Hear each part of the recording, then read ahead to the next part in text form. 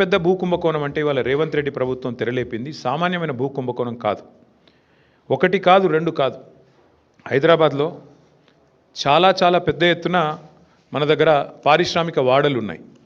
ఉదాహరణకి హైదరాబాద్ నడిబొడ్డున Azamabad industrial area ఉంటుంది. పక్కనే బాలానగర్, కూకట్పల్లి, జీడిమెట్ల, నాచారం, మల్లాపూర్, ఇంకా చాలా ఉన్నాయి. చుట్టూ పారిశ్రామిక వాడలు హైదరాబాద్లో ఓఆర్ఆర్ లోపల బోలెడు ఉన్నాయి.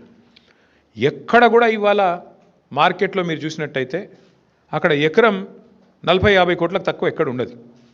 గజాల లెక్కనే ఉంది, ఎకరం లెక్క కూడా లేదు. గజాల చొప్పున 2 లక్షలు, 1,00,000-1,50,000 గజానికి ఈ స్థాయిలోనే ఉంటుంది. ఇవాళ అట్లాంటి భూముల్లో రేవంత్ రెడ్డి ప్రభుత్వం తెరలేపిన కుంభకోణం ఎంత పెద్దది అంటే దాదాపు 9,200 పైచిలకు ఎకరాలు, దాదాపు 9,300 ఎకరాల భూమి హైదరాబాద్లో. అంటే మీరు సగటున 40 కోట్లు వేసుకున్న ఎకరానికి దగ్గర దగ్గర 4 లక్షల కోట్లు, దగ్గర దగ్గర అంటే 3.5 లక్షల కోట్ల నుంచి 4 లక్షల కోట్ల మధ్యన మార్కెట్ వాల్యూ ప్రకారం.